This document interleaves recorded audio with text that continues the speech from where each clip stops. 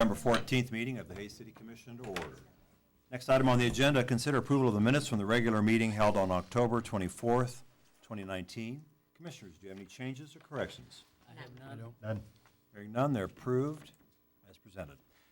Next item, resident comments. We appreciate everyone both in chambers and at home watching this meeting. We appreciate your interest in local government. If anyone would like to address the commission about a non-agenda item, this is your time. I'm seeing a couple people. Please come forward now. We're on the agenda. Are you? Would you do it again? I'm not agenda item? Well, then I have something for you. Anyone would like to come before the commission? Yeah, go ahead. Let's do it.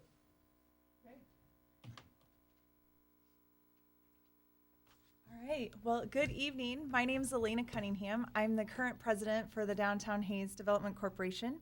And I do want to thank each of you for inviting us this evening to share our recent accomplishments with you. We are very excited to announce that DHDC has been honored and recognized by receiving multiple awards within the last few months.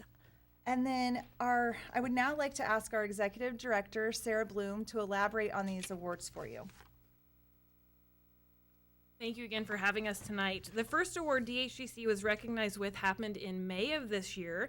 It was an award of merit from the Kansas Department of Commerce, and the award is in recognition of our contributions to economic development, community service, and leadership in our state. The nomination described our downtown pavilion project and the contribution that it has been to this city. Then more recently, in October, we were honored to receive 2 first-place awards at the Kansas Tourism Conference in the medium budget category, and the Travel Industry of Kansas were the ones presenting those awards. The first award was in the category of print media, and the piece that we submitted was the downtown brochure that I laid in front of everybody tonight. Some of the judges' comments on that piece included excellent design and messaging. This is a clean, attractive, and simply organized piece that is visually compelling and easy to follow, and filled with content that would drive me to visit. The second award was in the category of community awareness, and we submitted our Brews on the Bricks Craft Beer Festival. The judges had to say this about our submission. The beer festival was a success and had a clever hook that drew in your community. Looks like a great event, enviable fundraising, and I love the website. Excellent event capitalizing on the popularity of craft beer. The results indicate that the planning was thorough and on strategy. Loyal consumers will look forward to coming back and back and back. Later in October, DHDC was recognized by the International Downtown Association. Our submission was the Downtown Pavilion project that we had the honor of partnering with the City of Hays on, among others, and it was in the category of public space. We were honored to accept an award of excellence. We received the following comment from IDA. The Downtown Pavilion is a shining example of excellent urban place management delivering real value to the city and an exemplary response to a community challenge. Sarah was on hand at the Kansas Tourism Conference that was held in Mulvane, Kansas, to accept the 2 state awards. However, she was unable to attend the conference that was held in Baltimore, Maryland, where she would have accepted the International Downtown Association Award in person. One other announcement we have is just earlier today, DHDC was also presented with the Merit Award from the Department of Commerce. And then while not an official award, we are very proud to be recognized by MSN as the most beautiful Main Street in Kansas. So we want to thank each of you again for having us here and helping us collaborate on some of these projects that helped us get these awards. So thank you. Congratulations.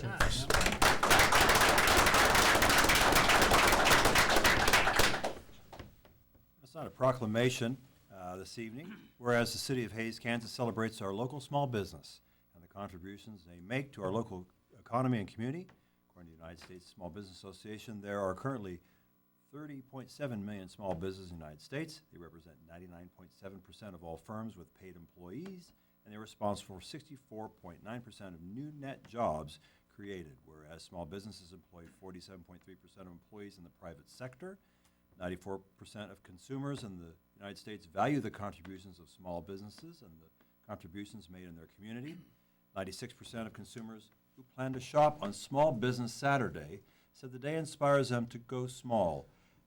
Think about independently owned retailers or restaurants that they have not been to before or would otherwise have tried, whereas 92% of companies planning promotions on Small Business Saturday says the day helps their business stand out during the busy holiday season. And whereas 59% of small business owners said Small Business Saturday contributes significantly to their holiday sales each year. And whereas the city of Hays, Kansas supports our local businesses that create jobs, boost our local economy, and preserve our community. And whereas advocacy groups, as well as public and private organizations all across the country have endorsed the Saturday after Thanksgiving as Small Business Saturday. Now therefore, I, Henry Schwaller IV, Mayor of the city of Hays, Kansas, hereby proclaim November 30th, 2019 as Small Business Saturday, and urge all residents in our community and communities across this great northwest state, part of the state, to support our small businesses.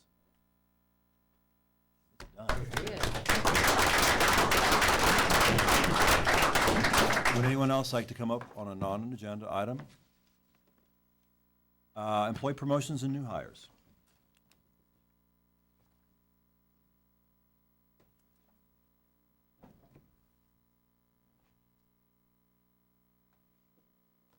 Good evening, Jesse Rohr, Director of Public Works, and I'd like to introduce to you tonight Russ Cole. Russ started with the City of Hays a couple weeks ago in Public Works, the Solid Waste Division, as a recycling collector, where he collects recycling and processes recycling in our recycling facility. Russ is a Fort Hays graduate. He has also been a volunteer firefighter with Ellis County Rural Fire for the last 3.5 years, and actually spent about 4 months this past summer in Arizona fighting wildfires and doing brush control. And glad to have him on board. He's been great here the first couple weeks, and we welcome Russ as a new employee. Welcome. Welcome. Thanks for your work with fires.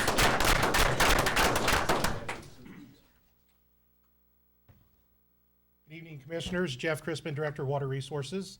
It's my pleasure to introduce Alan Lopez. Alan has been a little bit longer than 2 weeks with us, but we're excited to have him as our newest maintenance worker. So if you're thinking about reading meters, repairing water lines, sewer lines, installing new meters, they do a little bit of everything. His previous experience has a little bit of experience in general construction that's kind of helped him get the ground running. You know, you think about construction really be framing and concrete, things like that, but he's really, really excelled well for us and fits in really nice with our group. Most recently, his position was as a large retailer, former retailer that I worked at, and I heard nothing but great things about him and that they were going to miss him big time. So we're glad to have him here. December of next year, he will be getting married to his fiancee Amanda. So I guess we're all invited, right? Anyway, no, but we are glad to have him aboard, and he is a graduate of Hays High School. So. Welcome. Thank you.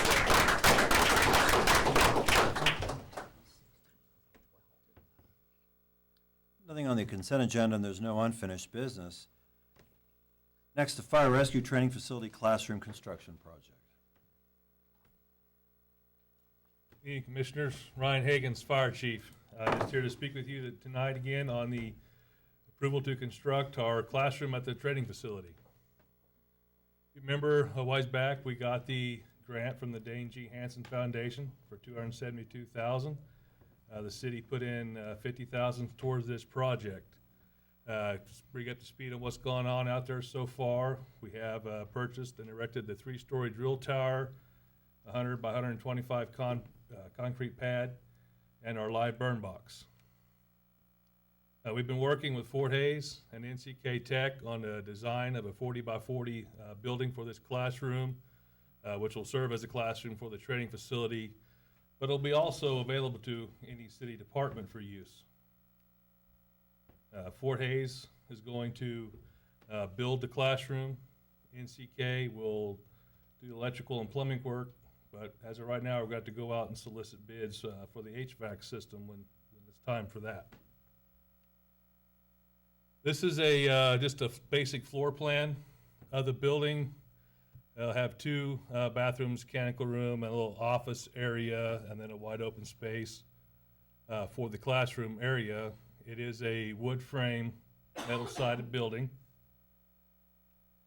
And this is just a rendering we had done of what expected it to look at when completed.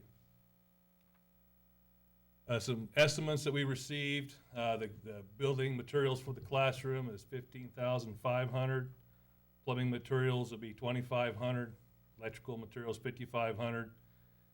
An HVAC system estimated at $15,000. And contingency for the project, $6,500 for a total of $45,000. The action that we're requesting is to approve the construction of the fire rescue training facility classroom not to exceed $45,000 to be funded by grant monies received from the Dane G. Hansen Foundation. I'll make a motion that we approve the construction of fire rescue training facility classroom not to exceed $45,000 to be funded by grant monies received from the Dane G. Hansen Foundation. Second. Any discussion? I'll just comment again, Chief. I really appreciate the initiative through this whole process. Getting the grant, the Hanson Foundation grant was a really big deal, and it's going to benefit so many of Hanson area. And causing the collaboration, that's one thing that I think is so important and continues to help us be successful in a lot of things we do. So thank you very Yeah, much. we appreciate your support on approving going after that grant, and working with Fort Hays and NCK has been great.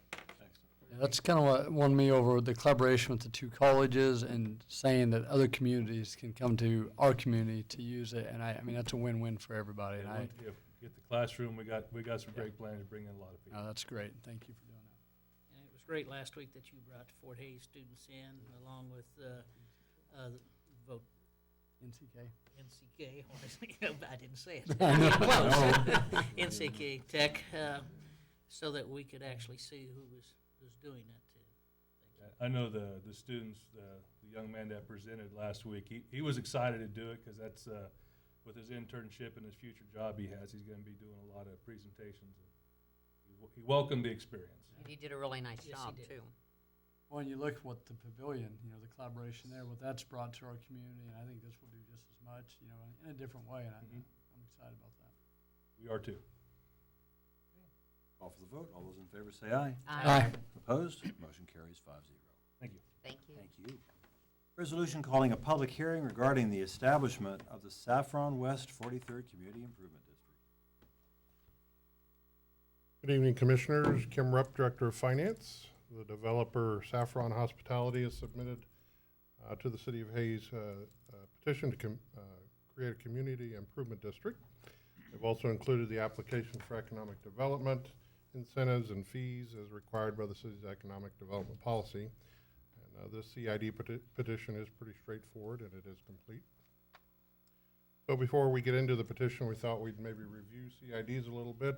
They were enacted in 2009 to help promote business activity and economic development. A CID can entail a sales tax and/or special assessment. They're designed to be a special assessment or special sales tax on retail sales, up to 2% maximum for no longer than 22 years. CIDs are used to help property owners reimburse themselves for public buildings, infrastructure, parking, landscape, promotion of tourism and recreational or cultural activities. And to be clear, these are not sales taxes that already exist. They're an additional sales tax on retail sales on the defined property. All taxing authorities will keep sales tax collected in that district, so the city would begin receiving sales taxes from the hotel. And basically, it's something that the landowner or the developer wishes to have imposed on themselves to help reimburse for items mentioned above. So to the CID petition, this is a map of the property from Saffron. It's a property out by Walmart, just to the west of the Fairfield Inn in Old Chicago, just to the southeast a little from the Hilton Garden Inn and Convention Center that's currently under construction. Saffron owns all the property and is asking for the imposition of a 2% CID to help in the construction of an Avid IHG hotel on the property. Planned is a 42,000 square foot hotel featuring 79 rooms on approximately 2.1 acres. The proposed improvements include installation of landscaping, lighting, infrastructure, and utilities, construction of sidewalks, an ADA accessible building intended for commercial use, specifically including development of a full-service hotel, initially bearing the franchise flag of Avid IHG, installation of parking lots and methods of ingress and egress, all consistent with the development of commercial property within the authorized zoning for that property. Construction is expected to begin immediately after establishment of the CID and conclude approximately December of 2020. The developer states that, but for this development incentive, the hotel project would not be possible. Some estimates from that petition, they estimate that the total project cost is a little over $7 million. Over the 20-year period that they've petitioned for, they say they will bring in about $480,000 off that 2%. Total eligible costs are right at $5.2 million. It is on a pay-as-you-go basis, so there will not be any bonds issued. So state statute requires a public hearing regarding the establishment of a CID, so your options would be to adopt that resolution setting a public hearing, decline to adopt that, or instruct us otherwise. This evening we recommend to you to approve the resolution and set up the public hearing for December 12th. At that December 12th public hearing, we'll conduct that hearing, review the development agreement, and approve an ordinance creating the CID. I'll make a motion we approve resolution number 2019-011, setting a public hearing date of December 12, 2019, regarding the creation of Saffron West 43rd Community Improvement District. Second. Second, is there any discussion or questions? Looking forward to adding another establishment to our community. This is great. Call for a vote. All those in favor say aye. Aye. Those opposed, motion carries 5-0. Thank you. Ken? Thank you, Ken. North Vine Street Corridor Project Condemnation Proceedings Resolution. City manager has asked me to take this item, and with leave of the mayor and commission, I'll do it from my seat. The matter before you is a resolution, which is under state law required to be used in any project that might involve the use of eminent domain, or commonly called condemnation. And this particular resolution is a general, it's essentially administrative. It does not designate any particular property. It is intended to be used for the purpose of making the improvements on North Vine.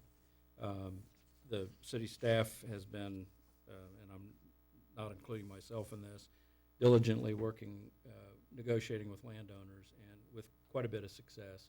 But we can't count on that, all of them having been signed up by the time the deadlines imposed by our grant from the federal government call for this to be underway. So I'm asking that you approve this resolution tonight. It does authorize the use of eminent domain. It calls for the city manager and the staff to cause the legal descriptions to be prepared. We've been working on those, so we know we can do that quickly. The final action on any kind of actual eminent domain would not occur until a November 26th regular meeting. We'll bring this back to you in a work session on the 21st and then present it to you for any final action. Hope springs eternal, and we hope that we can come back to you and tell you that it won't be necessary at all, but I don't want you to be overly optimistic on that. We just don't know until we're done talking to the various landowners. I move we adopt the resolution number 2019-012, declaring the necessity to appropriate certain private real property for the use of the city of Hays, Kansas, and authorize a survey and description of the land and interest to be appropriated and filed with the city clerk. A second. Any discussion? I may have just a comment. This is this is the first time as a commissioner I've had to deal with anything like this, and historically we haven't had to deal with condemnation very often in our community at all. I want everybody to know that I personally, and I don't believe anybody that sits on this body is doing this without really thinking it through and thinking it's, being flippant about it. This is a very serious thing we have to do to accomplish the project that we have got in front of us right now, that we got $6 million from the federal government to complete. It's not something we really want to do. It's something we have to do finish the job that we started. As a point of procedure, if I may, City Attorney mentioned that next week at the work session, the City Commission be presented an ordinance which would actually initiate the condemnation proceedings, which would be considered at the following regular meeting. and that this directs us to prepare the legal descriptions.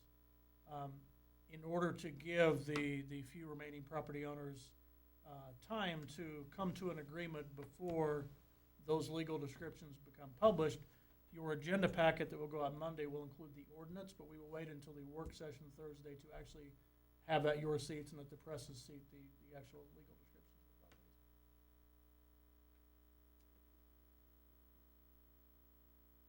Any other discussion? I'll be voting no. Actually, I'm sorry, I just want to think about that. I would agree here. This is something that hasn't been done since I've been on the commission, and I'm not gonna lie, I don't really enjoy doing this. It's something we have to do if we do want to move forward. And I know, Toby, you're gonna laugh at me, but the last couple of days, social media has been blowing up about the city on numerous things, and sometimes it makes me laugh, and sometimes it's really frustrating. Not only as a resident, but a city commissioner. And I read several stories from people that shared saying that the city is trying to put one business out of business, and that couldn't be further from the truth. And actually, one business I believe is actually going to gain space by what we're with the project, the way it's laid out. And me being a small business owner, that'd be the last thing I'd want to do is put somebody out of business. And I just truly believe it's going to be really hard once this goes through, that this is going to be good for the city of Hayes way past when I'm a commissioner. That's why I'm for it, and I will be voting for it.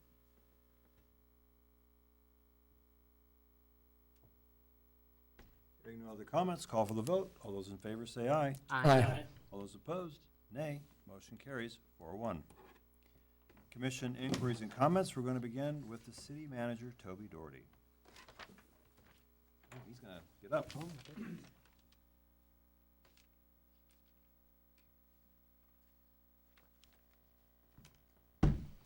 Toby Doherty, City Manager. I would like to provide an update to the City Commission on the R9 project development.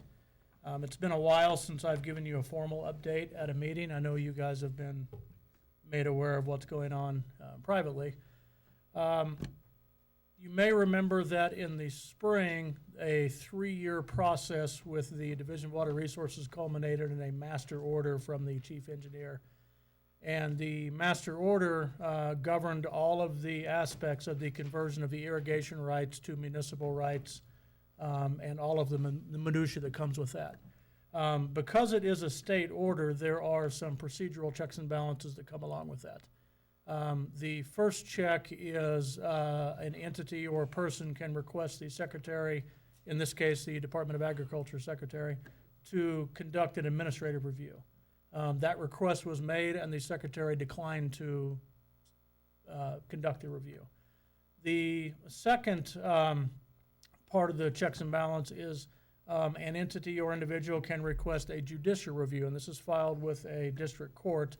And John Bird can correct me on this, but my understanding is that they can ask the court to determine that all of the proper procedures and rules and regulations were followed in order to prepare the order. It's not about the content of the order, it's about the process, the administrative process to get to the order. That judicial review request was made in Edwards County, and we are in that process right now. The process has been going on since the late summer, and the process has been delayed basically because of the issue I plan to update you on tonight. At this point in the process, and actually throughout this whole process, we have only had one active opponent at this project, and that is a group called the Water Protection Association of Central Kansas, or WaterPAC as they're known. I would like to be able to explain what WaterPAC is, but I can't. They are a claimed nonprofit, but they are somewhat secretive, and there's not a lot of information out there about them. So I can't tell you what they stand for or what their motives are.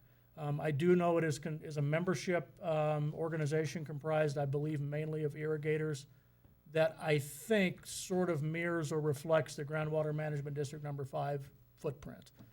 But again, because there's really nothing publicly known about them, I can't tell you. But they are our opponent. So they have contracted an attorney to file the request for administrative review. And as attorneys do, they are doing their best to try to delay the procedure with every legal trick they can take right now. So the judge had planned on having the scheduling hearing back in September, and that would set the schedule moving forward of events. That hearing hasn't happened because of some antics by the water pack lawyer. We believe water pack has staked out an illogical position. They are asking the state essentially to treat Hayes and Russell differently than all other water right holders are treated. And I want to go back and talk a little bit about the project. Most of you know this stuff verbatim, but a lot of people don't. The city of Hayes and Russell own a 7,000 acre ranch in Edwards County that has approximately 8,000 acre feet of water rights associated with it. And with any development of a water right to a different use, there is a change application process that has to happen. Every water right has to be put to a beneficial use. Every water right has to have a point of diversion where it comes out of the ground. There is a rate that you are allowed to pull that water out of the ground, and there's a total aggregate acre feet of which you can pull out of the ground associated with that right. When you change a water right from, in this case, irrigation to something that is not irrigation, there is a process you have to follow. The process is regulatory. It is extremely straightforward and is very formulaic. And so in our case, we have 8,000 acre feet of water rights. And there is a consumptive use process that's determined when you are converting irrigation water rights to non-irrigation water rights. You don't get a gallon per gallon conversion because we consume the water when we utilize it. When you irrigate crops, some of that water goes back into the ground. And so the consumptive use determines what the difference is between what goes back into the aquifer and what's consumed by the crops, and that's the difference you get. So using the state's formula that's been used forever for all other water rights holders that's gone through this process, our yield is 6,756 acre feet of water. So if this wasn't Hayes and Russell and we weren't preparing for the water transfer, this would be a very self-contained process. We would get our 6,756 acre feet and we would walk away. However, during the process to develop the master order, the chief engineer asked us if we would commit to sustainable yield. Now, our first answer was no. There is no state law requiring sustainable yield. We know there's a lot of areas of the state that are over-appropriated, and there's more water rights than physical water, but there's no state mandate by law for sustainable yield. The chief engineer asked us if we planned on using the ranch sustainably, and we said, of course we are. That's the only way it's going to last us. So then the follow-up, obviously, was, well, then what is your opposition to a commitment to sustainable yield?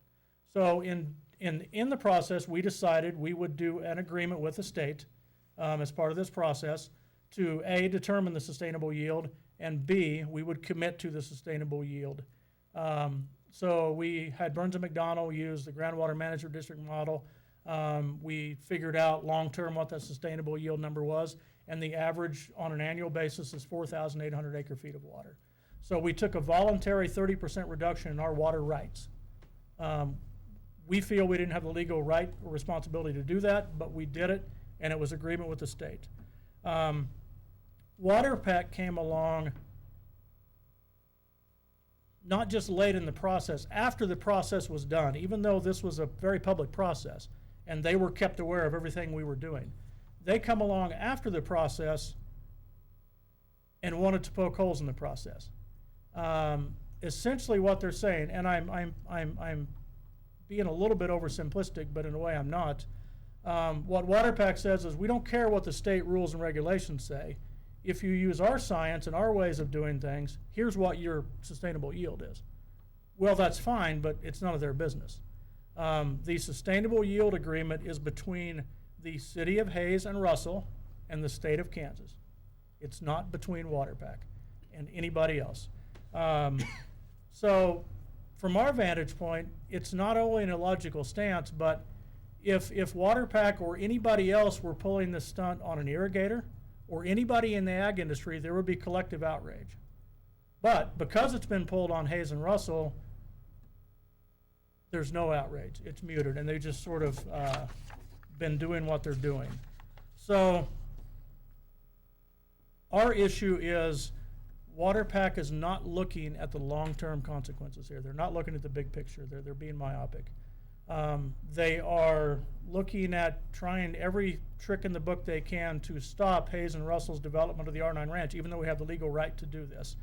But they're ignoring the fact that the consequences could be enormous if they're successful.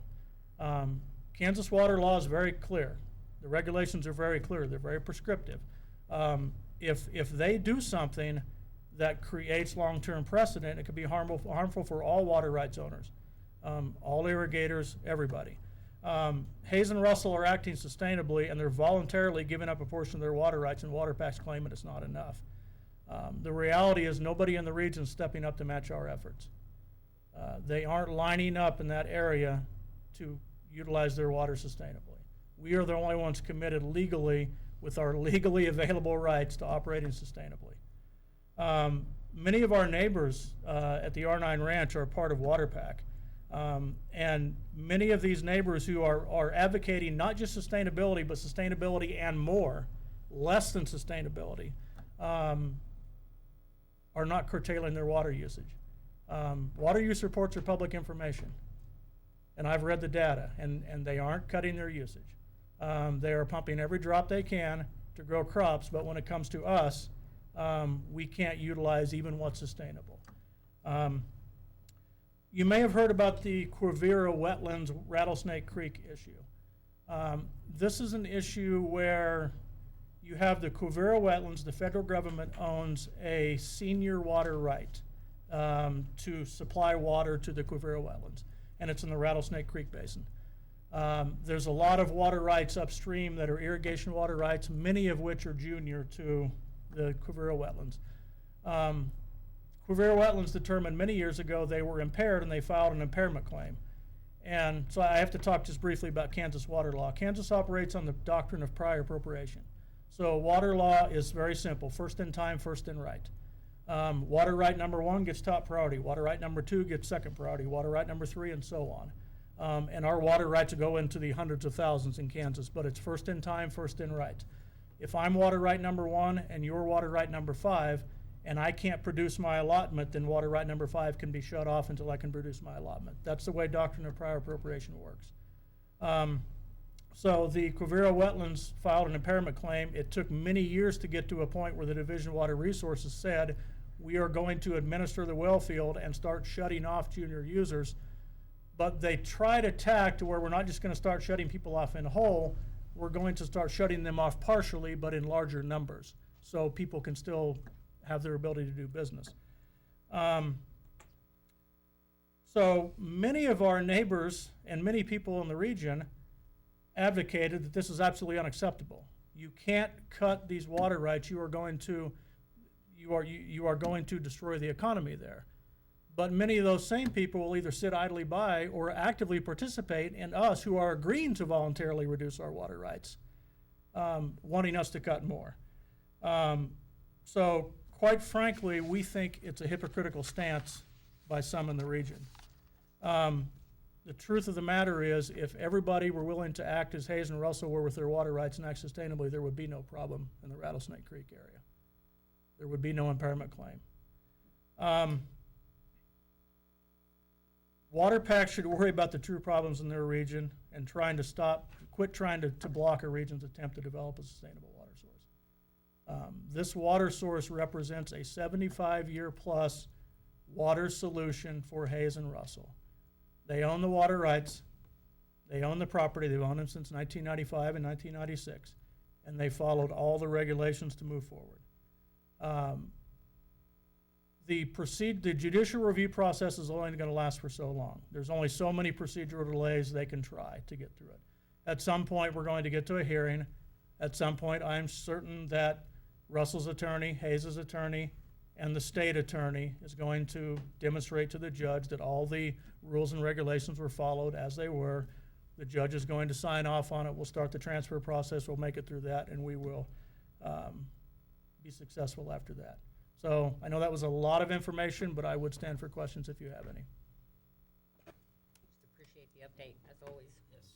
I got a question about that sustainability. I remember when that was brought forth, Was that just a decision by the chief engineer, or how'd that, what was the process where that came about to, you know, require a sustainability figure? The chief engineer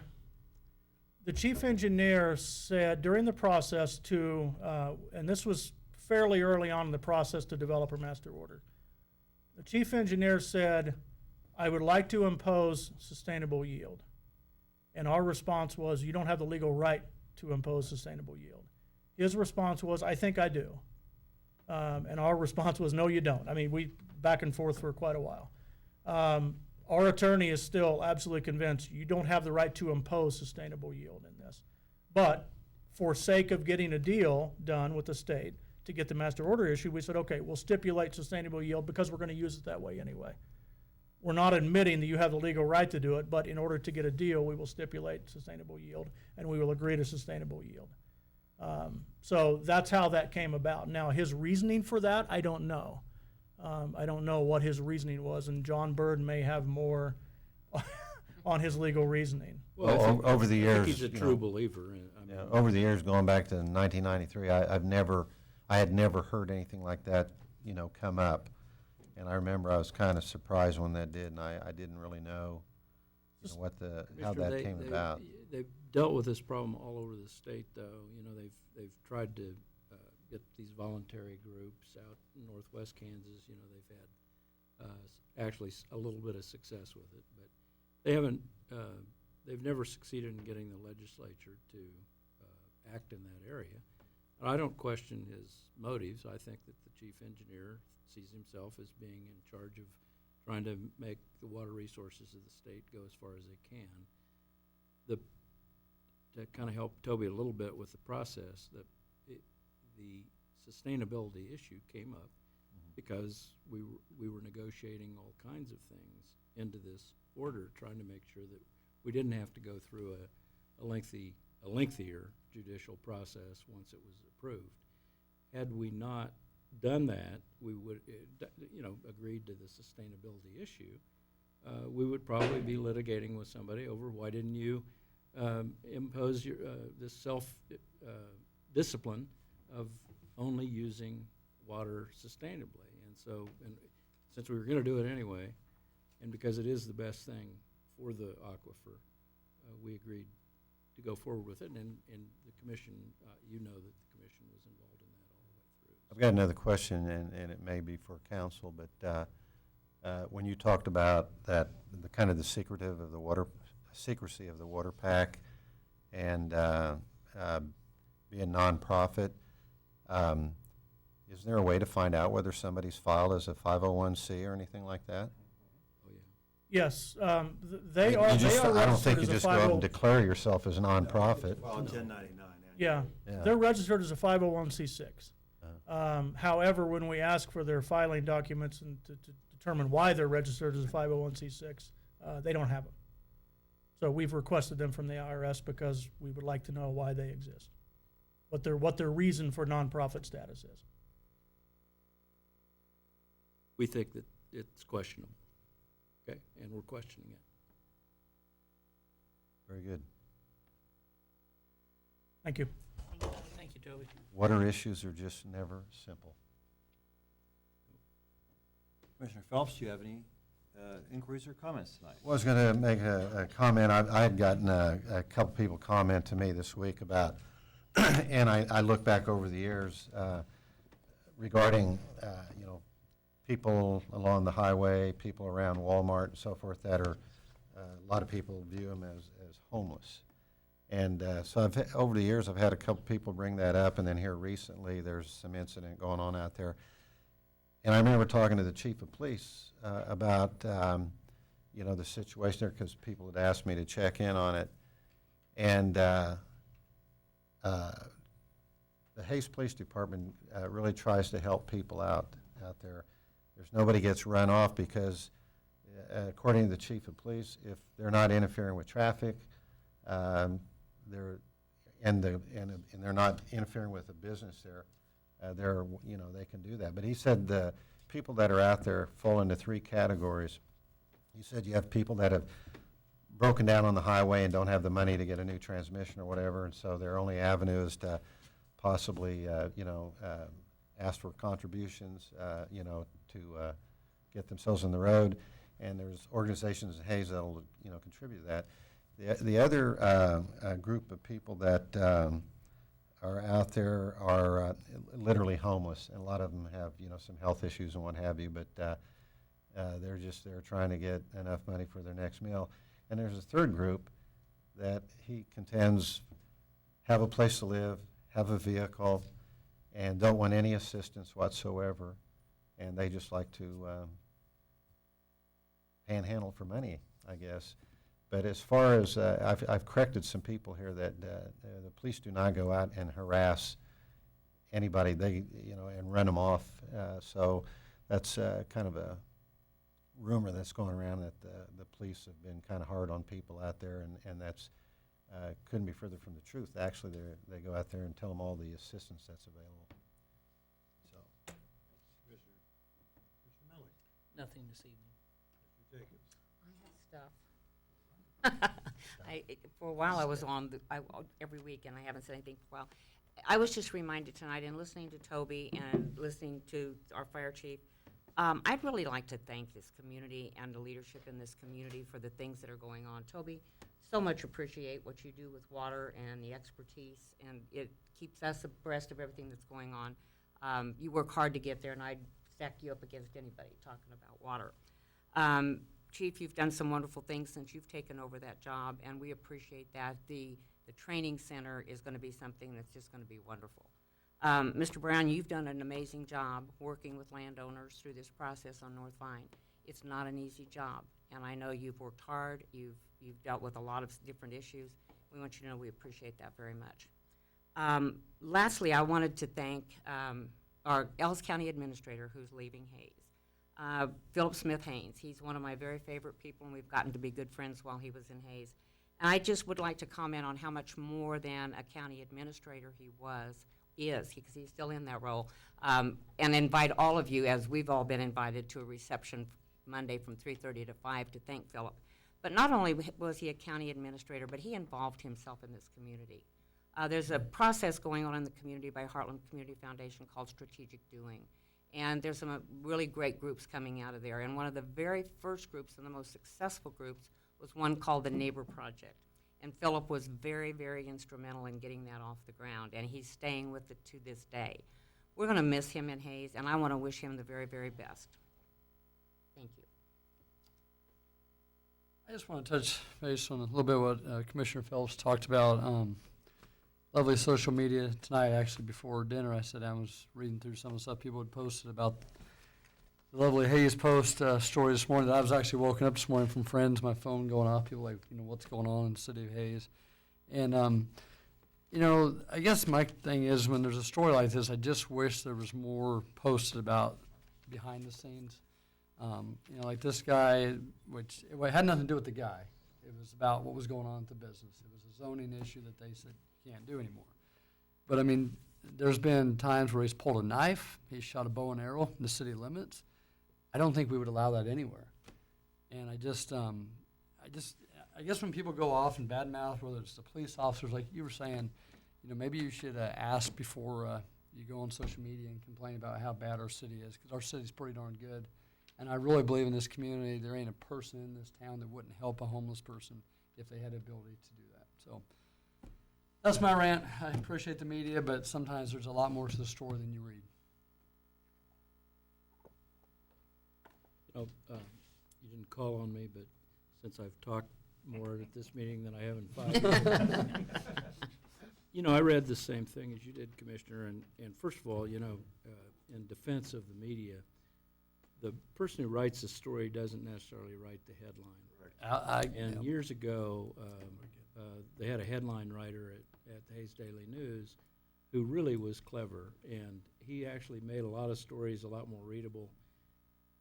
The headline was probably the most misleading part of that. And the other thing that happened with that, I think, is that just because of press of time or other things, I don't think necessarily the person who investigated the story and wrote it had a chance to find out the rest of the story.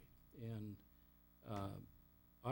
because I'm city attorney, I got into that loop because after the PIE reported what they had done, done what they're supposed to do, and written the landowner and said, this looks like a structure that should not be maintained in that area, the city manager directed all the staff to back up and look at the whole situation with some compassion.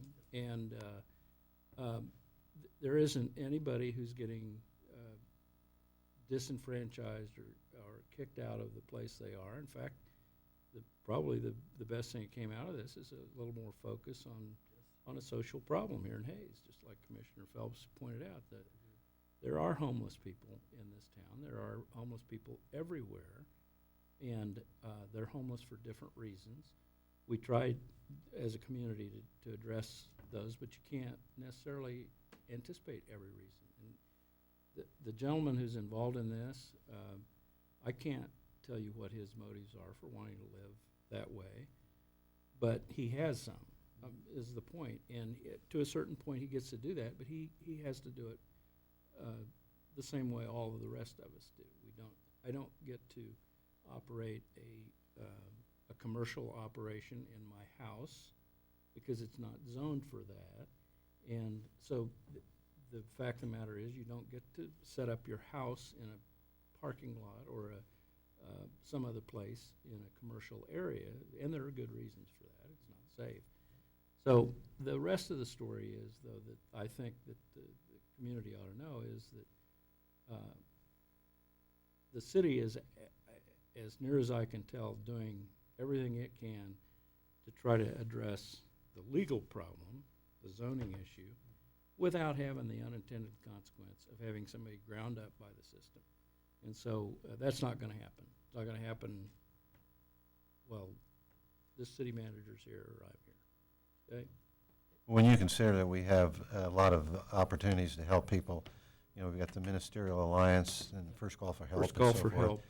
And usually that first contact oftentimes is one of our police officers. And I don't think they ever go into that. I think they go into that situation with compassion and also mainly as a bearer of information, to tell somebody, your car broke down. Well, we can get you some help here because I kind of helped deal with a family here last year or something like that. And they were on their way to a funeral in Kansas City, and their vehicle broke down, and it was going to take like 5 days or 6 days to get it fixed, and they had to get on their way. So, there's more people out there trying to help, I think, than we realize. Well, and if I could, coming out of that social media that I was reading tonight, that something just makes you laugh and something just makes you just grimace. There was a few people actually put their cell phones and said, hey, I got a camper, they can stay in my camper tonight. And I mean, that's our community right there, whether he takes advantage of it. But I mean, that's, so I guess maybe possibly it brought out a good thing for the gentleman that's going through this. Hope so. And if I may, it's clear that many people want to help and that there are resources available. There aren't enough. And the article pointed out our deficiencies.